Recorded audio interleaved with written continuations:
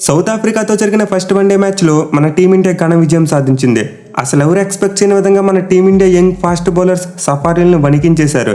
మెయిన్లో హర్షదీప్ సింగ్ వేరే level bowling అస్సలు expect చేయలేదు. T20 సిరీస్లో ధారాళంగా పరుగులిచ్చిన అతను ఇప్పుడు ఈ మ్యాచ్లో మాత్రం సౌత్ ఆఫ్రికా నడ్డి విరిచాడు. వన్డేలో సౌత్ ఆఫ్రికా వెళ్లి సౌత్ ఆఫ్రికా మీద 5 వికెట్ తీసిన రెండో ఇండియన్ బౌలర్గా రికార్డుని క్రియేట్ చేశాడు.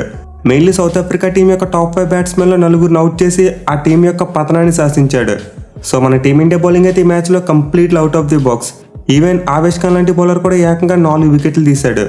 సో ఫర్ షూర్ మన టీమిండియా ఈ మ్యాచ్లో గెలుస్తుందని చెప్పి నేనైతే అనుకోలేదు. ఎందుకంటే సౌత్ ఆఫ్రికా వాళ్ళు పింక్ వన్డే మ్యాచెస్ ఆడినప్పుడు వాళ్ళకి చాలా మంచి రికార్డు ఉంది. 11 పింక్ వన్డే మ్యాచ్లు ఆడితే 10 గెలిచారు, 1 మాత్రమే ఓడిపోయారు. పైగా టీం వైజ్ చూసుకున్న సౌత్ ఆఫ్రికాలో మన రికార్డ్ చూసుకున్నంత మంచిగా లేదు. కానీ మన యంగ్ ఫాస్ట్ బౌలర్స్ మాత్రం అంచనాలన్నీ తారుమారు చేస్తూ ఒక అద్భుతమైన విజయాన్ని అందించారు. ఇన్ఫాక్ట్ ఈ మ్యాచ్లో మన టీమిండియా 200 బంతులు మిగిలి ఉండగానే మ్యాచ్ గెలిచిందే. సో ఇదైతే మన టీమిండియాకి వన్డే చరిత్రలో బాల్స్ మిగిలి ఉండడం పరంగా 4వ పెద్ద విజయం. అండ్ సౌత్ ఆఫ్రికా చూసుకుంటే బాల్స్ పరంగా వాళ్ళకి ఇది 2nd బిగ్గెస్ట్ లాస్. సో ఈ మ్యాచ్లో అయితే సౌత్ ఆఫ్రికా టీం టాస్ గెలిచి ముందుగా బ్యాటింగ్ తీసుకున్నారు. కానీ ఫస్ట్ ఓవర్లోనే ముఖేష్ కుమార్ వాళ్ళకి ముచ్చెమటలు పట్టించాడు. ఇన్ఫాక్ట్ ఫస్ట్ బాల్కి వికెట్ రావాలి, బట్ మన వాళ్ళు రివ్యూ తీసుకోలేదు. బట్ ఎనివే సెకండ్ ఓవర్లో చూసుకుంటే Harshdeep Singh back to back వికెట్లు తీశాడు. మెయిన్లో ఆర్వీటీకి వేసిన ఇన్కమింగ్ డెలివరీ అయితే మ్యాచ్కి హైలైట్ అని చెప్పుకోవచ్చు. సో హర్షదీప్ సింగ్ అయితే తను వేసిన ఫస్ట్ ఓవర్లోనే 2 బ్యాట్స్మెన్ డక్అవుట్ చేశాడు. దీంతో సౌత్ ఆఫ్రికా టీం ఆటోమేటిక్గా బ్యాక్ ఫుట్ మీదకి వెళ్ళిపోతుందేమని చెప్పి మనం అనుకున్నాం. కానీ వాళ్ళ young opener Tony counter attack చేశాడు. మన టీమిండియన్ ఫాస్ట్ బౌలర్స్ని చితక్కొట్టడం మొదలుపెట్టాడు. కేవలం 22 బంతుల్లోనే 28 పరుగులు చేసి చాలా డేంజరస్గా తయారయ్యాడు. బట్ అగైన్ ఇలా డేంజరస్గా మారిన టోనీ జార్జ్ను హర్షదీప్ సింగ్ అవుట్ చేశాడు. అండ్ దెన్ పవర్ ప్లేలో లాస్ట్ బాల్కి ఒక బ్యూటిఫుల్ డెలివరీతో క్లాస్ అನ್ನು కూడా క్లీన్ బౌల్ చేశాడు. సో హర్షదీప్ సింగ్ అయితే పవర్ ప్లేలో సౌత్ ఆఫ్రికా టీంని కంప్లీట్లీ ఓన్ చేసుకున్నాడు. ఏకంగా 4 వికెట్లు పడగొట్టాడు. సో మన టీమిండియా తరపున ఒక లెఫ్ట్ ఆర్మ్ పేస్ బౌలర్ ఈ రేంజ్లో బౌలింగ్ చేయడం చూసి చాలా కాలం అయిపోయింది. నిజంగా హర్షదీప్ సింగ్ బౌలింగ్ అయితే చాలా మెచ్చుకోవాలి. అఫ్కోర్స్ పిచ్ నుండి హెల్ప్ ఉంది, అలాగే స్టేడియంలో కూడా గాలి ఎక్కువ వేసింది. ఇన్ఫాక్ట్ ఈ విషయాన్ని అతను మిడ్ ఇన్నింగ్స్ బ్రేక్లో చెప్పాడు. బట్ హర్షదీప్ సింగ్ చేసిన బెస్ట్ థింగ్ ఏంటంటే కండిషన్స్కి తగ్గట్టు ప్రాపర్ లైన్ అండ్ లెంత్ వేశాడు. మెయిన్లీ ఆర్వీడీ లాంటి ఒక కన్సిస్టెంట్ బ్యాట్స్మెన్ డక్అవుట్ చేయడం మామూలు విషయం కాదు. అతనికి వేసిన బాల్ అయితే నిజంగా ఒక mind blowing delivery. So south Africa team power play 52 పరుగులు చేసినప్పటికీ 4 వికెట్లు కోల్పోయారు. అయితే సరిపోదన్నట్టు పవర్ ప్లే అయిపోయిన తర్వాత ఆవేష్ ఖాన్ ఛార్జ్లోకి వచ్చాడు. ఈసారి అతను south Africa middle order batsmen కంగారు పెట్టి రెగ్యులర్ ఇంటర్వెల్స్లో వికెట్లు తీస్తూనే ఉన్నాడు. ముందు మార్క్రమ్ వికెట్ తీస్తే ఆ తర్వాత మిల్లర్ను అవుట్ చేశాడు.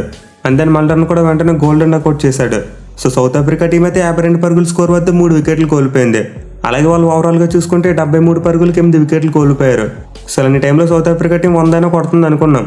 బట్ పెహ్లాకు అయితే చివరిలో 49 బంతులు 33 పరుగులు చేసి సౌత్ ఆఫ్రికా టీంకు 116 పరుగుల స్కోర్ని అందించాడు. బట్ స్టిల్ ఇదైతే సౌత్ ఆఫ్రికా టీంకి తమ సొంత గడ్డ మీద లోయెస్ట్ వన్డే టోటల్. సో ఒక టోనీ మరియు పెహ్లాకు ఇన్నింగ్స్లు పక్కన పెడితే మిగతా సౌత్ ఆఫ్రికా బ్యాట్స్మెన్ అంతా చేతులు ఎత్తేశారు. మెయిన్లీ వాళ్ళ టీంలో 7 బ్యాట్స్మెన్ సింగిల్ డిజిట్ స్కోర్కి పరిమితం కాగా అందులో 3 డక్అవుట్ అయ్యారు. So south Africa team first batting చేసినప్పుడు చాలా బాగా ఆడతారు. బట్ అలాంటి సౌత్ ఆఫ్రికా టీం ఎంతలా ఫెయిల్ అయిందంటే నిజంగా మన టీమిండియా బౌలర్స్ ఏ రేంజ్లో బౌలింగ్ చేసి ఉంటారో అర్థం చేసుకోవచ్చు. సో మన బౌలర్స్ హర్షదీప్ సింగ్ 10 ఓవర్లు బౌలింగ్ చేసి 37 పరుగులకు 5 వికెట్లు తీశాడు. అలాగే ఆవేష్ ఖాన్ చూసుకుంటే 8 ఓవర్స్లో 27 రన్స్కు 4 వికెట్లు తీశాడు. మిగతా 1 వికెట్ కుల్దీప్ యాదవ్కు వెళ్ళింది. సో ఈ మ్యాచ్లో మన 2 పేస్ బౌలర్స్ మొత్తం 9 వికెట్లు పడగొట్టారు. అండ్ వన్డేలో సౌత్ ఆఫ్రికా టీం మీద మన టీమిండియా పేస్ బౌలర్స్ ఇన్ని వికెట్లు తీయడం ఇదే first time. So absolutely experience లేదనుకున్న మన ఫాస్ట్ బౌలర్స్ నిజంగా మైండ్ బ్లోయింగ్ పెర్ఫార్మెన్స్ ఇచ్చారు. ఇక మన వాళ్ళు చేజింగ్ విషయానికి వస్తే చాలా ఆడుతూ పాడుతూ కొట్టేశారు. అఫ్కోర్స్ స్టార్టింగ్లో రుతురాజ్ గాయ్ కూడా అవుట్ అయిపోయాడు. బట్ ఆ తర్వాత చూసుకుంటే సాయి సుదర్శన్ మరియు శ్రేయస్ అయ్యర్ వీళ్ళిద్దరూ చెరో హాఫ్ సెంచరీ కొట్టి చాలా ఈజీగా మ్యాచ్ని గెలిపించారు. మెయిన్లీ శ్రేయస్ అయ్యర్ వన్డే ఫార్మాట్లో తన ఫామ్ను కొనసాగిస్తూ 45 బంతుల్లోనే 52 పరుగులు చేశాడు. అలాగే డెబ్యూటెంట్ సాయి సుదర్శన్ చూసుకున్న చాలా మంచి ఇన్నింగ్స్ ఆడాడు. 43 బంతుల్లోనే 55 పరుగులు చేశాడు. సో వీళ్ళిద్దరు కలిసి అయితే 2వ వికెట్కు 88 పరుగుల పార్ట్నర్షిప్ నెలకొల్పి మన టీమిండియాను చాలా సునాయాసంగా గెలిపించారు. అండ్ సాయి సుదర్శన్ చూసుకుంటే మన టీమిండియా తరపున డెబ్యూ మ్యాచ్లో 50 కంటే ఎక్కువ రన్స్ కొట్టిన 4వ ఓపెనర్గా రికార్డును క్రియేట్ చేశాడు. సో ఈ మ్యాచ్లో విక్టరీ అయితే మన టీమిండియాకు చాలా బిగ్ రిలీఫ్ ఇస్తుంది. మెయిన్ ఇంపార్టెంట్ టెస్ట్ సిరీస్కి ముందు ఇలాంటి విక్టరీ మన టీమిండియాకు చాలా మారల్ బూస్ట్ ఇస్తుంది. అలాగే కెప్టెన్ కేఎల్ రాహుల్ చూసుకున్న చాలా హ్యాపీగా ఫీల్ అవుతాడు. ఎందుకంటే లాస్ట్ టైం ఇదే సౌత్ ఆఫ్రికా గడ్డ మీద అతని క్యాప్టెన్సీలోనే మన వాళ్ళు వైట్ వాష్ అయ్యారు. బట్ ఇప్పుడు చూసుకుంటే అతని క్యాప్టెన్సీలోనే మన టీమిండియా సౌత్ ఆఫ్రికా టీం మీద one of the biggest wins కొట్టారు. సో చూడాలి మరి మన వాళ్ళు 2వ మ్యాచ్లో కూడా ఇదే ఫామ్ను కొనసాగించి సిరీస్ని కైవసం చేసుకుంటారా లేదా అనేది.